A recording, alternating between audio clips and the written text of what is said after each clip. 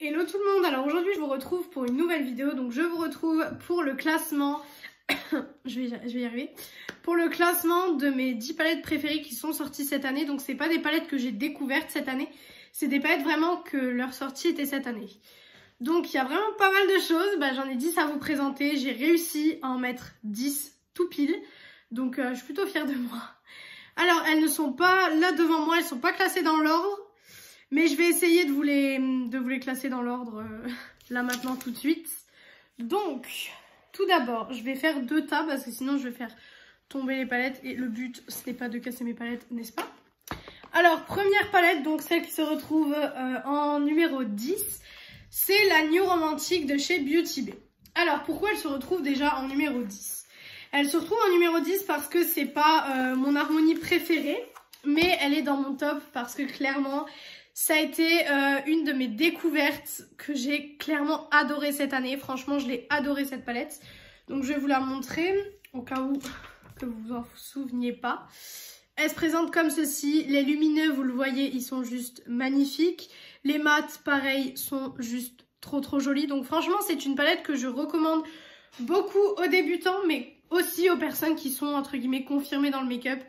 Franchement, je la recommande à beaucoup de gens. C'est une harmonie rose, violette, un peu neutre aussi, brun. C'était sorti donc pour la Saint-Valentin.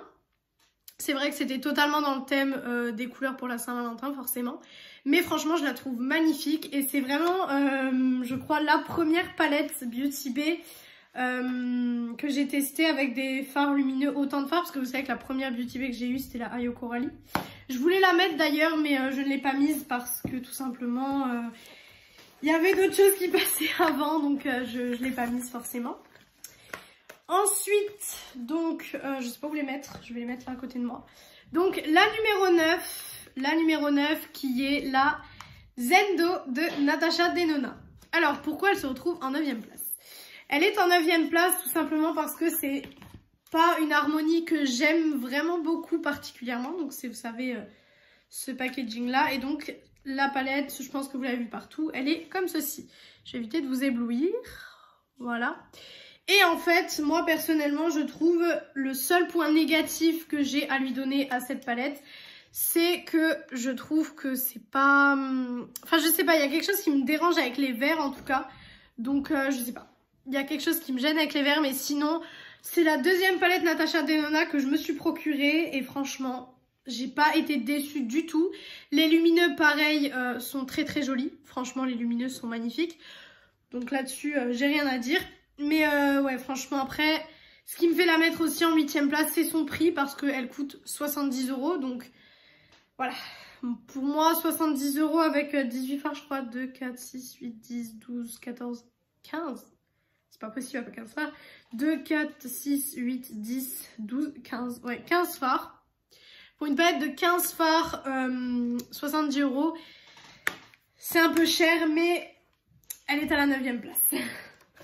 Ensuite, la 8e place, et donc la 8e place, c'est la palette... la palette Pat McGrath. Alors, pourquoi si bas dans mon classement? Déjà aussi le prix, hein, ça fait que je pense que ça va être la seule palette Pat McGrath que j'aurai dans ma collection, puisque franchement elles sont très chères, elles sont onéreuses. Elles coûtent 125 €. Avec un petit code promo Sephora de 25%, vous l'avez parfois. Enfin, celle-ci n'est plus disponible sur le site de Sephora. Hein. J'ai voulu regarder tout à l'heure pour vous mettre les disponibilités. Et elle n'est absolument plus disponible, donc je vais vous la montrer, mais elle n'est plus disponible. Je pense que sur le site de Pat McGrath, elle doit y être, donc allez checker ça. Pareil, je vais pas vous éblouir, mais déjà c'est un bijou, hein, c'est pour ça qu'elle se retrouve quand même dans mon classement. Et elle est super jolie, je trouve. Les fards à effet, dont celui-ci et le doré là, sont magnifiques. Mais c'est vrai que moi, vous savez que cette année, j'ai vraiment découvert les palettes colorées. Cette année, ça a été l'année du coloré pour moi en tout cas. Et cette palette ne correspond peut-être pas à des make-up hyper colorés. Moi, ça, je peux vraiment faire du neutre avec. C'est-à-dire que quand je mets ces fards à paupières, pour moi, le make-up va plus être neutre. Donc du coup, c'est pour ça qu'elle se retrouve aussi bas dans le classement. Bon, 8e place, c'est très bien. Mais je veux dire, voilà, c'est... pour moi, pas la palette de l'année. Bah, de toute façon, vous verrez, la première, ce sera la palette de l'année pour moi. Mais celle-ci, non, c'est pas la palette de l'année. Franchement, si vous avez un budget beauté pour l'année et que vous voulez vous faire une folie, je sais pas si cette palette, c'est vraiment la folie à se faire. Parce que elle est superbe, hein, franchement, elle est géniale. Mais voilà, pour le prix, etc., avec, on peut que faire des maquillages neutres. Enfin, neutres, je m'entends parler. Le neutre pour moi, après, ce sera pas forcément du neutre pour tout le monde. Mais voilà, après, c'est vrai que vous avez une qualité de packaging, une qualité de fard, etc., nettement supérieure. Parce que le packaging, vous pouvez voir qu'il est juste magnifique avec le petit Pat McGrath ici. De toute façon, je vous en ai fait une revue. Toutes les palettes pratiquement, toutes les palettes que je vous montre là, à part la Zendo, toutes les palettes, je vous ai fait une revue dessus. Donc, à part la Zendo et la Beauty Bay que je vous ai présenté juste avant. Mais sinon, toutes les palettes sont en revue sur ma chaîne. Donc, vous pouvez aller checker si une des palettes que je vous montre vous intéresse. Ensuite, en 7e place, nous avons la Color Clash de chez Sephora. Pourquoi celle-ci? Parce que je l'ai adorée. Vous avez pu le voir dans ma dernière vidéo, je crois. Je crois que c'est ma dernière vidéo.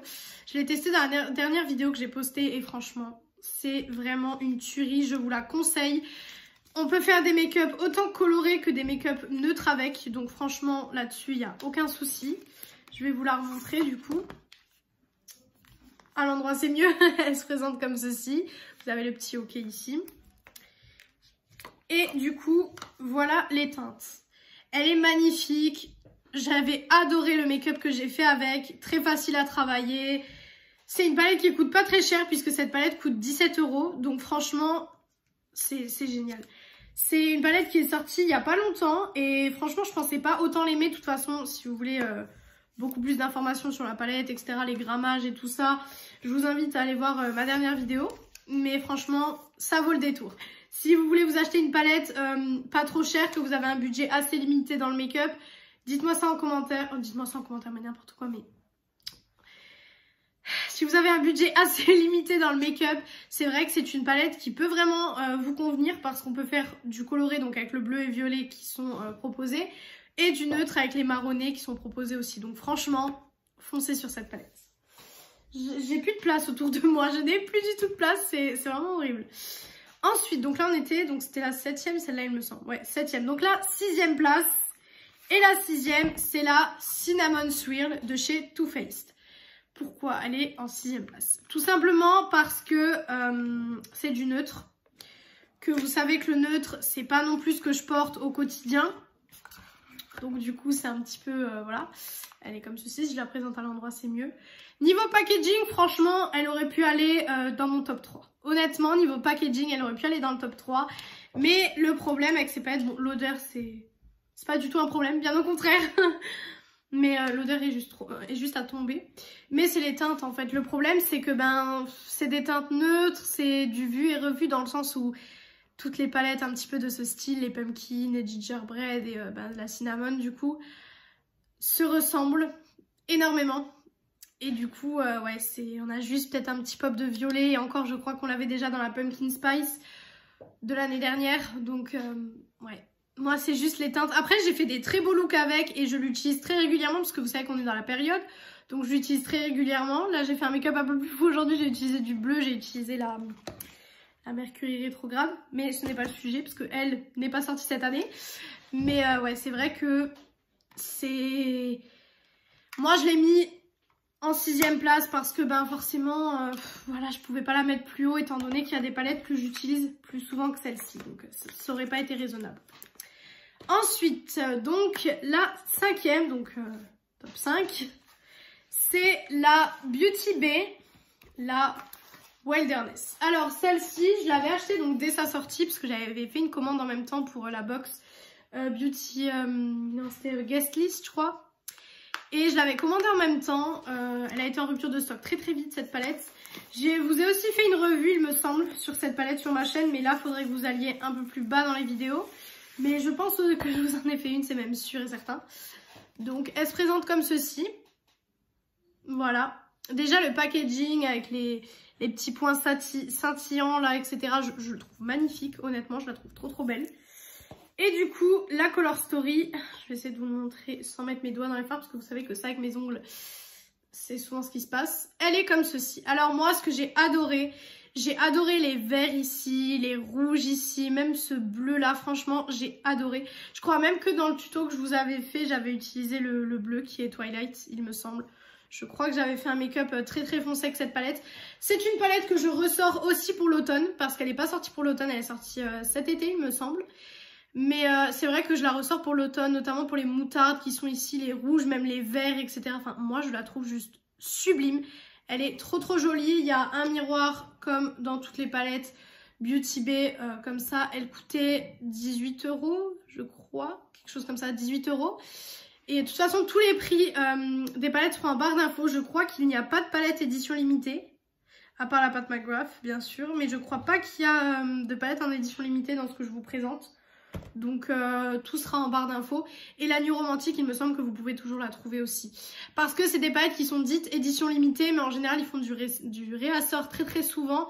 Donc c'est super sympa pour ceux qui la veulent. Je pense que beaucoup peut-être d'entre vous l'ont déjà, mais moi c'est une palette que j'affectionne tout particulièrement et que je ressors bizarrement très très souvent. Parce que j'ai la marque Beauty Bay, je l'ai découvert cette année du coup, parce que cette année, au début d'année, je connaissais pas la marque Beauty Bay. Et du coup, c'est vrai que j'étais super, je sais pas, j'étais super contente de ces palettes. Ensuite, 4e place, et après on arrive au top 3. 4e place, c'est la Rétro de chez Natasha Denona. Alors pourquoi elle n'est pas dans le top 3 ? Tout simplement parce que j'ai été déçue du fard du milieu que je vais vous montrer. Je vais vous expliquer ça tout de suite. Hop, donc c'est celle-ci. Voilà. Et donc l'harmonie est comme ceci. C'est une sortie très récente celle-ci. Donc je pense que vous la connaissez. Mais j'ai été déçue de ce fard-ci. Je pensais pas que c'était un topper. Et finalement c'était un topper.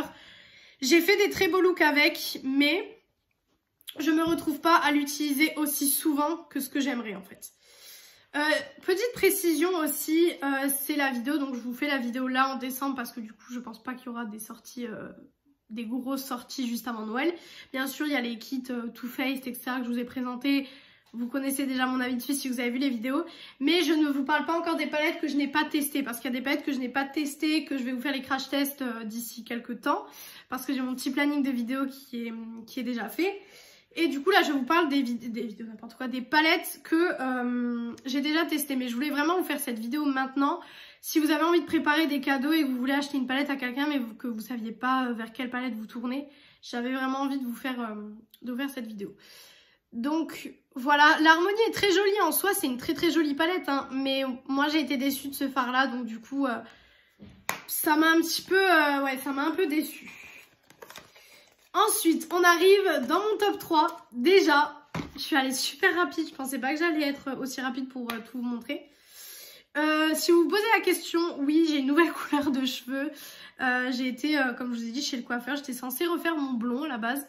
Mais j'ai décidé de partir sur toute autre chose. Donc, je suis partie vraiment sur un blond polaire mélangé avec du gris, avec des mèches un peu plus foncées.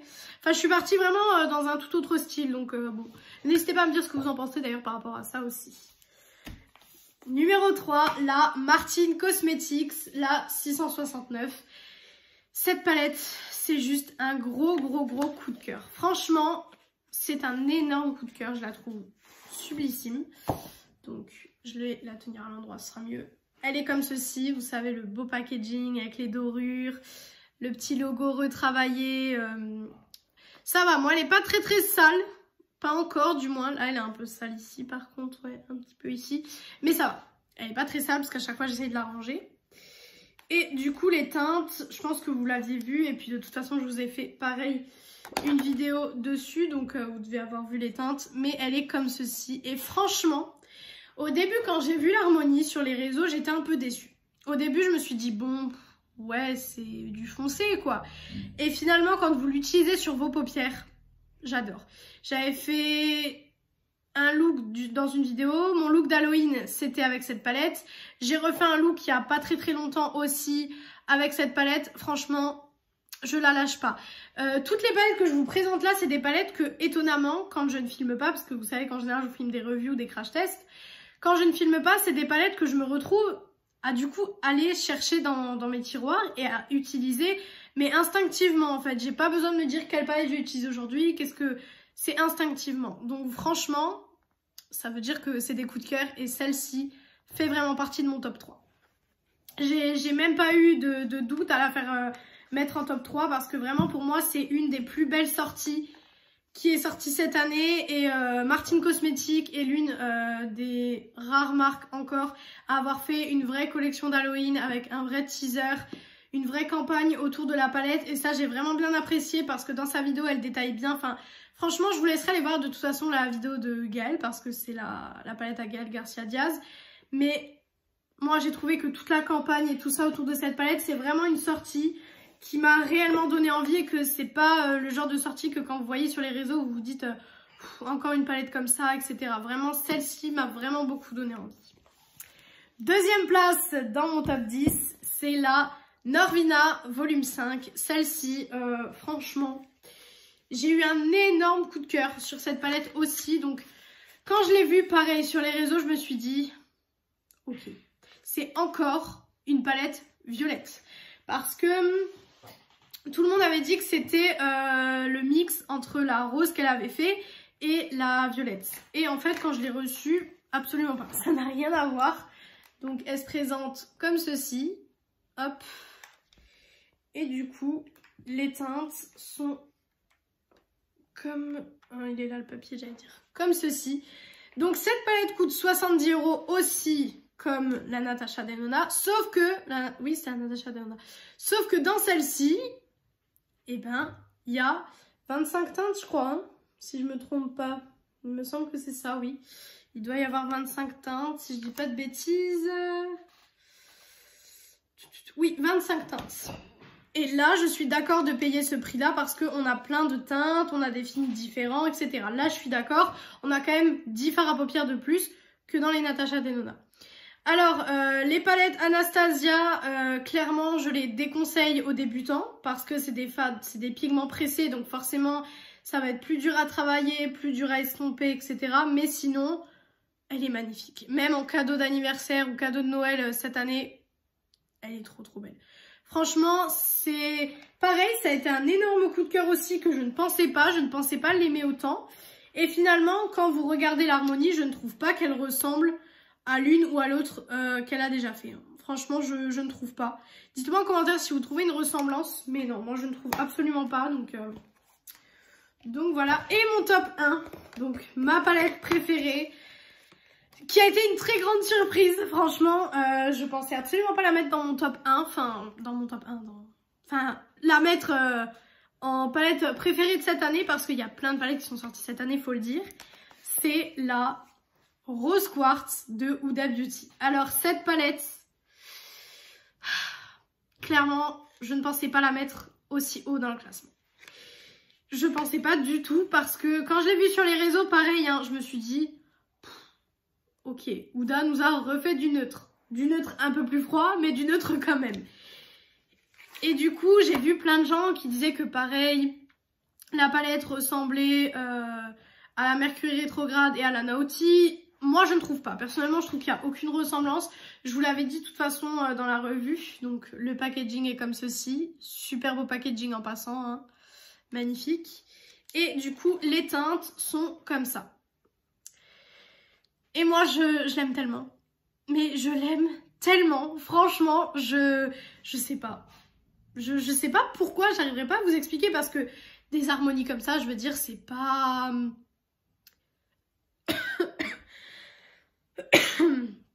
Désolée, c'est pas révolutionnaire. Je veux dire, c'est pas des harmonies hyper révolutionnaires. Et pourtant, je l'aime vraiment, vraiment beaucoup. J'ai été très surprise. Les fards sont d'une qualité juste... Franchement, c'est une des meilleures qualités que j'ai pu tester. Les lumineux sont juste magnifiques. Moi, franchement, je la trouve très, très jolie. Je trouve que, ouais, l'harmonie, les fards, mention spéciale pour celui-ci, qui est juste trop beau. Je vais peut-être vous faire un swatch juste de celui-ci. Même si j'essaye de l'économiser parce que je l'aime trop, mais voilà quoi. Je pense que vous pouvez constater que c'est juste trop beau. Regardez-moi ces reflets. Vous voyez, si vous mettez comme ça, on dirait du brun. Si vous mettez comme ça, on dirait du bleu-violet. Enfin, waouh, waouh, waouh, waouh, waouh. Franchement, gros coup de cœur pour cette palette. En même temps, c'est la numéro 1 du coup dans le classement, mais je l'aime vraiment énormément pour le coup. Donc voilà pour le classement de mes 10 palettes préférées de cette année, qui sont sorties cette année. Après forcément, je n'ai pas mis les palettes, mes palettes préférées que j'ai découvertes cette année, parce qu'il y en a beaucoup que j'ai adoré aussi, mais je les ai découvertes cette année, mais elles ne sont pas sorties cette année malheureusement. Mais c'est vrai que cette année, je me suis vraiment concentrée à tester les choses qui me donnaient envie. J'avais beaucoup de palettes qui me donnaient envie. Ça fait depuis octobre 2020 maintenant que je collectionne le make-up. Avant, j'avais quelques trucs, mais pas autant. De toute façon, si un rangement make-up vous intéresserait pour déjà voir ma collection et que je vous donne des idées de rangement, etc. Parce que du coup, vous savez que c'est une pièce spéciale make-up. Dites-moi ça en commentaire, il n'y a pas de problème, je vous la ferai de toute façon. Et en tout cas, je suis très contente de faire cette vidéo et voilà. Donc voilà pour cette vidéo, j'espère qu'elle vous a plu. Si ce moment vous a plu, n'hésitez pas à faire les petits trucs YouTube, vous abonner, activer la cloche des notifications, mettre un petit commentaire ou un petit like, ça me ferait très plaisir. Et puis moi je vous retrouve dimanche dans une prochaine vidéo.